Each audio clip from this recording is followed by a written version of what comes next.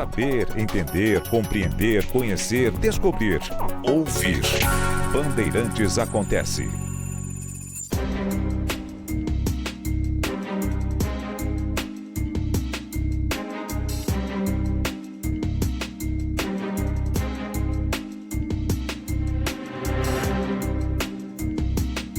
Muita gente que ontem estava exultante, muito alegre, muito contente por causa do dito tarifaço, por causa da Magnitsky, o nome do saudoso advogado tributarista russo, nunca foi tão citado no Brasil, né? E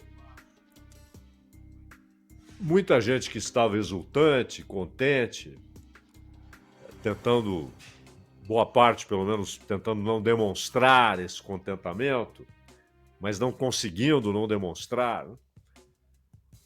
Amanheceu hoje com uma certa introspecção, uma tristeza d'alma, porque foi percebendo que, primeiro, a sanção, que tem várias partes, mas o dito tarifaço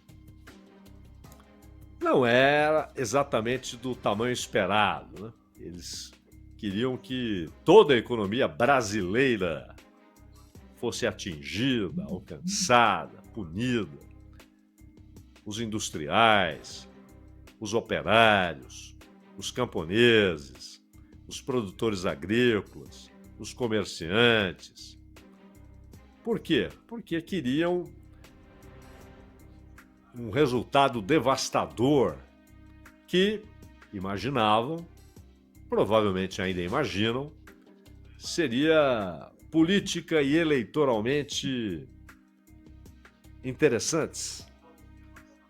Seriam esses efeitos devastadores seriam interessantes. Essa devastação seria interessante. Mas, com quase 700 itens, 694, fora desse tarifaço de 40%, ficando só nos 10 anteriormente impostos, o estrago foi muito menor. Há também a questão da punição ao Alexandre de Moraes. E, inclusive, em seus delírios, parte dessa gente começou a divulgar que o Alexandre de Moraes não podia mais, como diria Nelson Rodrigues, comprar um chicabon na esquina, né? Teve gente que disse que ele não podia mais entrar numa rede de sanduíche, né? Esses sanduíches feitos rapidamente, para pedir lá um sanduíche. Não pode, não pode. Reconheço você. Você está banido da humanidade. Teve gente que sugeriu isso, que não podia mais comprar um sanduíche, comprar um carro, ter transações bancárias no Brasil em reais. E alguns, talvez em busca da manchete mais sensacionalista, chegaram a falar ou escreveram algo como morte financeira de Alexandre de Moraes. Quando perceberam que isso é um delírio, que a vida não funciona assim, as coisas não são assim, como gostariam que fosse nesse momento, né? Nesse momento. Os conceitos variam de acordo com o alvo. Esse é um relativismo perigoso, muito perigoso e desonesto, quando a sua opinião a respeito de uma ação, ela depende de quem age e de quem recebe o efeito da ação, sem que haja um conceito sólido, firmado a respeito da ação em si. independentemente de quem age e de quem recebe o efeito da ação. Mas não é assim. As coisas não funcionam assim. Há mais de 200 pessoas atingidas pela Magnitsky. Em alguns casos, as consequências foram realmente graves. Em outros, não alterou, a punição não alterou em coisa alguma a vida da pessoa. É bom lembrar que o país com mais pessoas atingidas pela Magnitsky é a China. E as pessoas atingidas tocam a vida normalmente. Um assessor do Bin Salman, o príncipe, que é de fato quem governa a Arábia Saudita, ele é o príncipe herdeiro, mas ele já é o monarca de fato. Absolutista. Absolutista. Ou seja, uma ação contra um assessor de um absolutista só faz sentido se a punição atingir antes e principalmente o absolutista, já que a ação não teria sido realizada, que foi o assassinato de um jornalista em um consulado da Arábia Saudita na Turquia. Puniram um funcionário com a Magnitsky, mas o Bin Salman? Não. Claro que não. Quem puniria o Bin Salman? O Trump? O Biden? O Obama? Foi no governo Obama que foi aprovada essa lei. Ela foi aprovada em 2012, inicialmente para atingir funcionários russos, em razão da morte do advogado Sergei Magnitsky, um advogado tributarista, que denunciou corrupção no governo russo. E houve um processo contra ele, não pela denúncia, pelo menos não formalmente. Ele foi preso, morreu na prisão. Por que ele morreu, como ele morreu, o que aconteceu? Os Estados Unidos não sabiam ou não tinham provas. Ou sabiam, mas o que eles sabiam era diferente do que eles queriam que fosse. E aí? O que fizeram na sequência? Resolveram, com uma lei apoiada pelos dois partidos, que eles chamam de lei bipartidária, não um ato bipartidário, aprovar a Magnitsky. 4 anos depois, em 2016, a lei ganhou emendas, cresceu, passou a poder ser aplicada contra um grupo maior de pessoas porque atingia um grupo maior de crimes. Mas é óbvio que uma lei punitiva, ela deve ser precedida de julgamentos. Não é o caso da Magnitsky. A Magnitsky não é executada por ordem judicial. É um ato exclusivo do executivo, mais do que isso, do presidente da República, por intermédio de 2 departamentos: Departamento de Estado e Departamento de Tesouro. Então, 2 secretários é que cuidam da execução. Mas é óbvio, claro, que quem ordena é o presidente. Então são mais de 200 pessoas alcançadas, né, desde então. Mas não dá para falar em morte financeira, como sugeriram aí no caso. E vale notar que não é, nem faz sentido que se considere como sendo, não é uma punição a algo que Alexandre de Moraes fez sozinho, que Alexandre de Moraes decidiu, realizou sem contestações e sozinho fez. Não. Essas ações foram ratificadas, confirmadas pelo Supremo. E é até ocioso dizer que foi pela maioria, pela totalidade. A partir do momento que a maioria decide, passa a ser decisão do Supremo. Independentemente se é um 6-5, se é um 7-4. Não importa. Decidido está pelo Supremo. Então são decisões do Supremo que são contestadas. Não são decisões exclusivas de Alexandre de Moraes. É o Supremo Tribunal Federal que está sendo cercado, que está sendo pressionado, que está sendo desrespeitado por um outro país. Inclusive com alegações do tipo: desrespeitou a primeira emenda da Constituição dos Estados Unidos. Ora, se você que está ouvindo a gente mora na Itália, você está sujeito às leis italianas.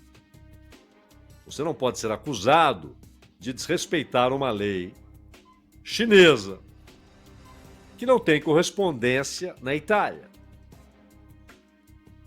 Na Itália não existe aquela lei. Na China existe. Mas você mora na Itália. Você não pode ser acusado de desrespeitar na Itália uma lei chinesa. E não pode ser acusado de desrespeitar no Brasil a primeira emenda da Constituição dos Estados Unidos. Primeira emenda feita no texto constitucional. Não por acaso, muitas entidades internacionais e até uma espécie de inspirador jurídico da Magnitsky, que é um britânico, ele chamou de absurda essa decisão do Trump. E ele não quer saber de Alexandre de Moraes. Como nós aqui também não. Nós estamos preocupados se é o Alexandre de Moraes, se é o Zé da esquina. Se é justo ou não.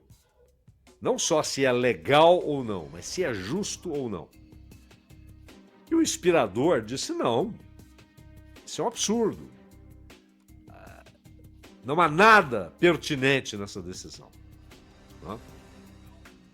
O Alexandre de Moraes, nós já dissemos aqui, não só ele, mas vários dos ministros do Supremo já atacaram direitos dos trabalhadores, já aprofundaram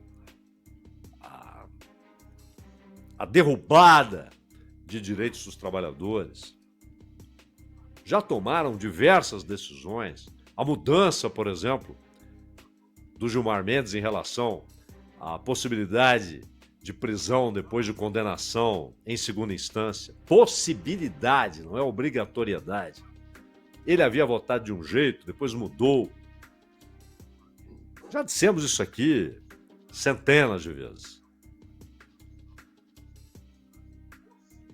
Agora, se alguém enxerga inconstitucionalidade na decisão de um ministro ou do colegiado, porque é bom lembrar, as decisões podem ser tomadas monocraticamente, mas com efeito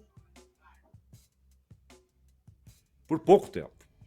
Há um prazo de validade para decisões monocráticas. Elas têm de ser confirmadas ou derrubadas por um colegiado, seja uma turma, seja o pleno. E aí? É isso. Mas se cometeu inconstitucionalidade, cabe ao Senado brasileiro e não a Trump. E é claro que o Trump não está preocupado com Alexandre de Moraes, não está preocupado com as pessoas públicas no Brasil. São interesses vários, não é um só, não é um só interesse, aquilo que o move, mas interesses vários, econômicos, políticos, geopolíticos, ideológicos. São várias motivações. Mas nenhuma delas torna suas ações legítimas ou justas. Notem que em determinado ponto daquilo que foi escrito naquele documento de ontem, quando se evoca a Lei de Poderes Econômicos de Emergência Internacional, que é uma lei de 77, ele diz que a Casa Branca está enfrentando uma emergência nacional. E diz que Trump está protegendo a segurança nacional, a política externa e a economia dos Estados Unidos de uma ameaça estrangeira. Isso está em um documento que trata especificamente do caso brasileiro. Ou seja, Trump e seu governo estão dizendo que o Brasil representa uma ameaça aos Estados Unidos. Isso é patético. E diz ainda, em linha com seu mandato eleitoral, Trump também tomou outras medidas, atenção, para alcançar a paz por meio da força e garantir que a política externa reflita os valores, a soberania e a segurança dos Estados Unidos. Diz ainda que recentemente, percebam o que está escrito, membros do governo brasileiro tomaram medidas sem precedentes para coagir de forma tirânica e arbitrária empresas americanas a censurar discursos políticos, remover usuários de plataforma, entregar dados sensíveis de usuários americanos ou alterar suas políticas de moderação do conteúdo. Ele está se referindo a quem? Ou ao quê? Ele está se referindo ao Supremo Tribunal Federal. No entanto, o texto fala governo brasileiro. Ou seja, na explicação do ato, Trump coloca como uma coisa só o executivo e o judiciário. E se fosse uma ação do legislativo, o legislativo. É um texto pré-Montesquieu. É como se qualquer ação do judiciário, do legislativo ou do executivo, tomada independentemente dos outros dois poderes, fosse coisa do governo brasileiro. Quando escreveram no texto governo brasileiro, você está pensando em quem? No Lula ou nos seus ministros? É o executivo. Ou, até 2022, no Jair Bolsonaro. Ou, em 95, no Fernando Henrique. Em 87, no Sarney. Em 77, no Geisel. Em 61, no Jânio Quadros. Em 58, no Juscelino. Claro, governo é o que executa. É o executivo. Mas aí você segue lendo e encontra ações do judiciário.